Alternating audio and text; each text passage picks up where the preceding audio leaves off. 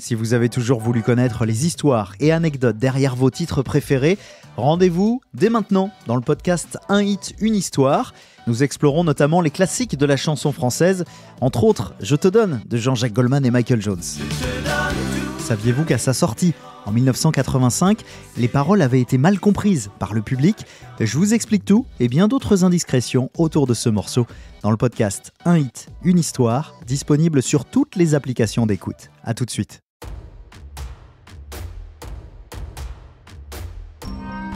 Bienvenue sur la chaîne Edera.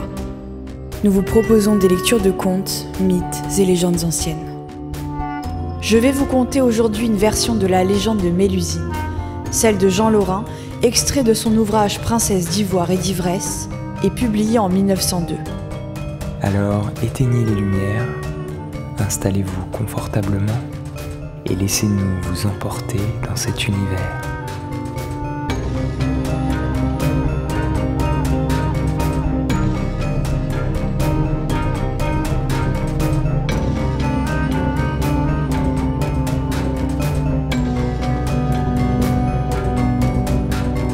Pour une meilleure immersion, je vous conseille d'écouter cette histoire munie d'un casque ou d'écouteurs.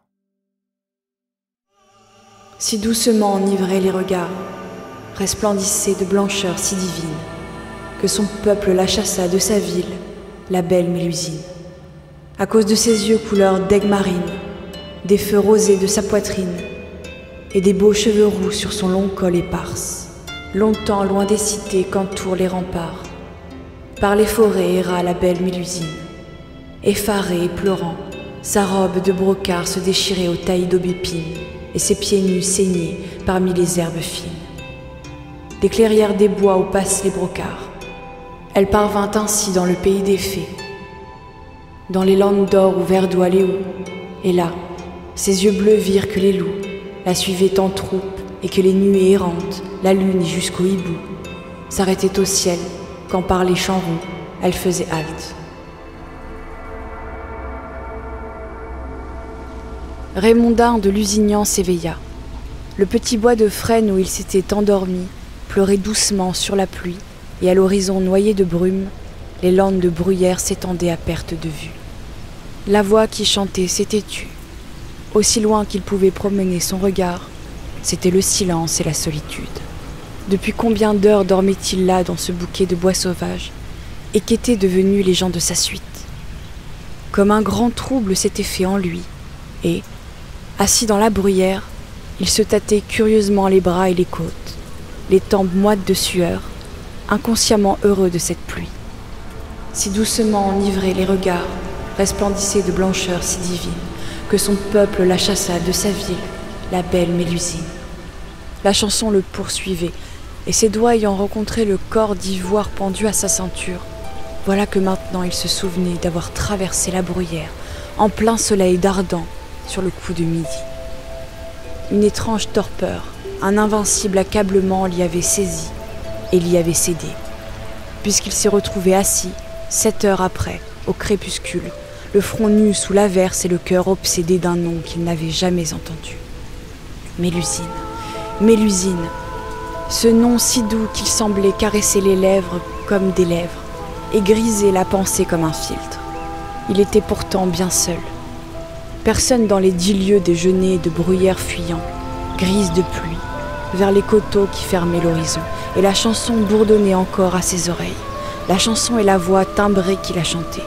À ce moment, avec un brusque effroi d'elle, une corneille s'enlevait au-dessus de sa tête et Lusignan se rappelait alors une petite vieille loqueteuse et ridée, rencontrée ramassant des branches sèches aux pieds mousseux des frênes, à l'heure même où il entrait dans les bois.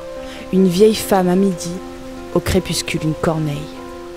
Lusignan, grand chasseur de loups et tueur de sangliers, savait juste réciter en latin un ave et un pater, et il les lisait à l'instant même, flairant dans ce long sommeil quelques pièges de fées.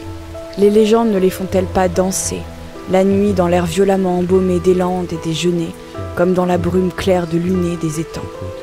Et s'étant dévotement signé 3 fois, le comte se levait, d'un haussement d'épaule secouait la pluie restée sur son bliot de pourpre, et s'orientant, d'après les dernières lueurs du couchant, piquait droit devant lui à travers la bruyère, du côté de son bur. Et les fées jalouses l'ont changé en serpent, son impérieuse beauté qui charmait les oiseaux du ciel et les bêtes errantes dans les bois, épouvante aujourd'hui la solitude. Transformée en hydre monstrueuse, elle sommeille le long des jours au soleil, repliée en rond sur elle-même dans l'herbe roussie des landes. La nuit, elle rampe tristement dans la pierraille argentée par la lune des torrents desséchés, et des sifflements de regret éveillent les échos de ravin en ravin. Où cela? Très loin et tout près, ici et là, dans le pays des fées qui veillent invisibles sur leurs prisonnières, dans les landes d'or où verdoient les houes, et que vous avez 100 fois traversé sans soupçonner que les malignes dames riaient dans la broussaille, assises en cercle autour de vous. Dans le pays des fées, où l'hydre ensorcelé attend depuis 100 ans le chevalier hardi, qui l'étreignant des 2 mains à la tête, osera baiser ses lèvres visqueuses où réside la mort. Les fées jalouses l'ont changé en serpent, son impérieuse beauté qui charmait les oiseaux du ciel et les bêtes errantes dans les bois, épouvante aujourd'hui la solitude. Seules les lèvres d'un homme rompront l'enchantement, mais le héros promis, l'hydre l'attend encore. Quand dans la rousse bruyère accablée de chaleur, le serpent léthargique se dressera-t-il sur sa queue en sifflant, étreint au cou par son libérateur, quand la Vierge, enfin délivrée, jaillira-t-elle nue comme une perle et blanche comme l'écume, hors de l'écaille du monstre. Le charme est dans la beauté qui sommeille captive en la gaine squameuse et bruissante de l'hydre. La délivrance est dans le baiser du héros à l'âme assez trempée pour boire le poison et affronter la mort. À celui-là, puissance et nombreuse lignée, à celui-là, fortune et renommée, il fondera héroïque et princière maison.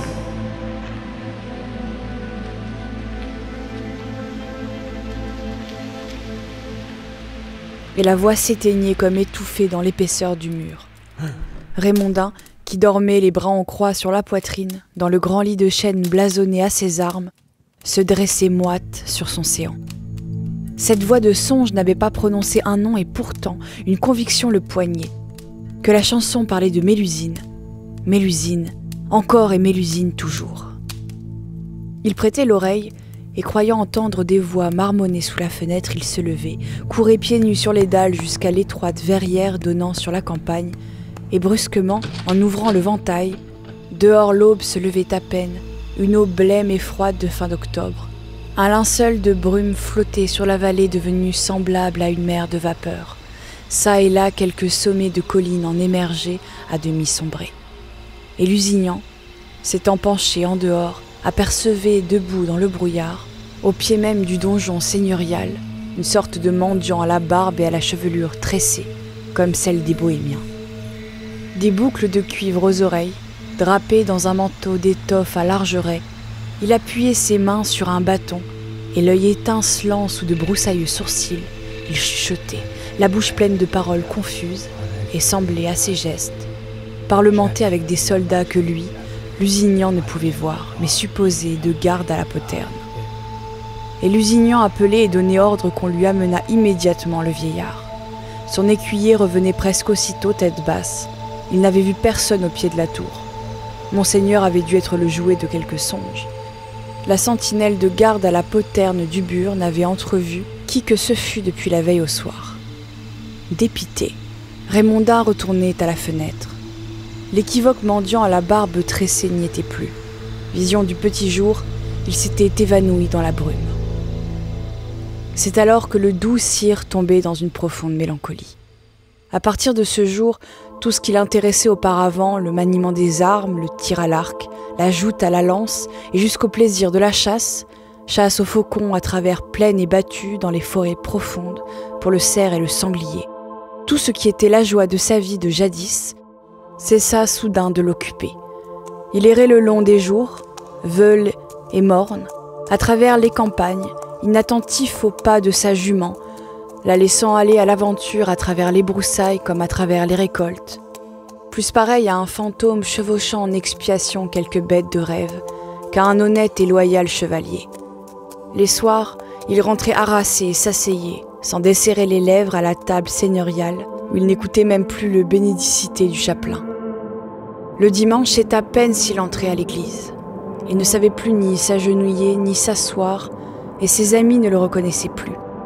Il maigrit, devint hâve et pâle, laissa croître sa chevelure et sa barbe. Elles débordèrent, poussiéreuses et touffues, de dessous son casque. Et la nuit, il se levait en sursaut pour arpenter sous le vent, comme sous la pluie, le chemin de ronde des remparts. On eût dit qu'il écoutait des voix. Et les sentinelles redoutaient de le voir passer à minuit, auprès d'elle, marmottant des paroles confuses. Et dans le pays, l'opinion s'affirmait que des gens de Bohême lui avaient jeté un sort. Or, à une année de là, par une accablante journée d'août, comme il revenait au crépuscule d'une de ces courses lointaines et sans but, dans lesquelles il consumait désormais sa vie, sa jument, qui laissait aller la bride sur le cou selon son habitude, avait un brusque soubresaut qui l'éveillait de sa torpeur. Il se dressait en selle et ouvrit grand les yeux. À quelques pas devant lui, dans la vaste plaine nue, 3 femmes, ou plutôt 3 formes de femmes s'agitaient et semblaient danser autour d'un grand feu d'herbe sèche. L'air de vieilles mendiantes sous des loques singulières lumineuses, elles secouaient frénétiquement de maigres bras nus au-dessus de la flamme avec des sauvages éclats de rire, qu'on entendait moins qu'on ne les devinait aux contorsions de leur corps. Elles tournoyaient dans la fumée comme transparentes, plus claires que l'atmosphère même de cette claire journée d'été, couleur d'ambre sur la rougeur enflammée du soir. Elle prononçait 3 fois son nom, Lusignan, Lusignan, Lusignan, et s'évaporait dans l'air. Et Lusignan songeait alors à la petite vieille du bois de frêne, puis au mendiant bohémien entrevu au petit jour, à la poterne du Bure. Mais quelle était la 3e? Car il avait bien reconnu les 2 autres. Mais ce qu'il ne reconnaissait pas et ce qu'il s'épouvantait de ne pas reconnaître, c'était la contrée où sa jument l'avait conduit.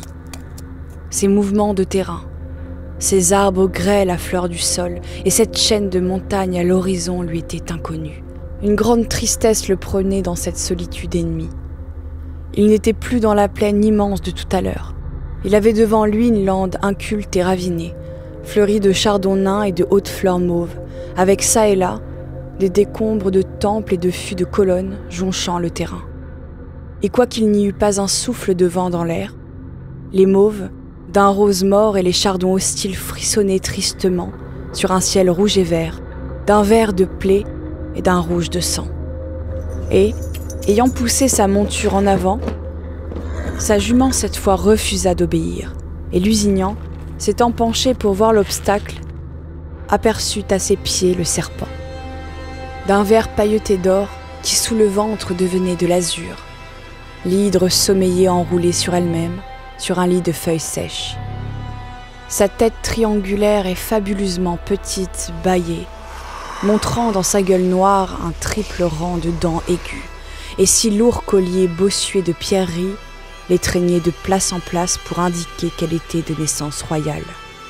Sa tête reposait sur un grand lys de pourpre, et Lusignan, ayant mis pied à terre, attachait sa jument à un cyprès voisin, s'approchait à pas de loup, et saisissant brusquement le serpent à la tête, de toute la force de ses bras le soulevait à hauteur de ses lèvres, et malgré son dégoût, appliquait sa bouche à la gueule du monstre.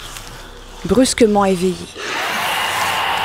l'hydre, avec un sifflement aigu, s'était furieusement enroulée autour du doux seigneur.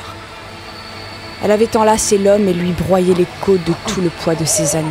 Elle lui tenait les pieds serrés avec sa queue et lui figeait au ventre le froid de ses écailles. Et sous l'affreuse étreinte et sous la langue fourchue qui dardait en menace, le guerrier oppressé défaillait et glacé, buvait à pleines lèvres la bave et le venin du monstre. Il les but par 3 fois. Alors, à travers la solitude, les hautes mauves s'effeuillèrent éperdues, et les chardons flambèrent d'un éclat métallique. Avec un long cri, la Vierge délivrée avait surgi nue, hors de l'enveloppe hideuse, et jeté ses bras au cou de son vainqueur. Puis tout à coup, elle avait baissé les yeux. Ses grands yeux de couleur d'ombre, devenus roses depuis l'orteil de ses pieds nus, jusqu'à la fraîche églantine de ses seins. Mélusine avait honte, se voyant sans vêtements. Lusignan jetait alors son manteau de guerrier sur l'éclatante nudité de la Vierge, et la baisant sur la moue de ses lèvres, l'asseyait en croupe derrière lui. La jument s'ébrouait, et vibrant de désir, le cœur inondé d'allégresse, le fier seigneur emportait sa rougissante proie par la rose bruyère du paysage redevenu familier.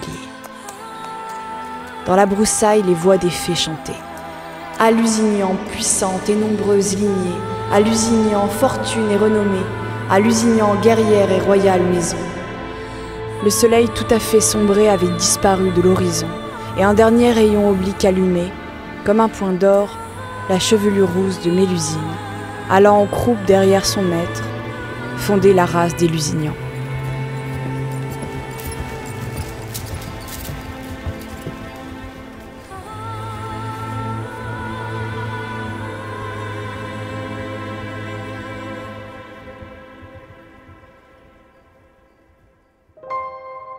Je vous remercie pour votre écoute.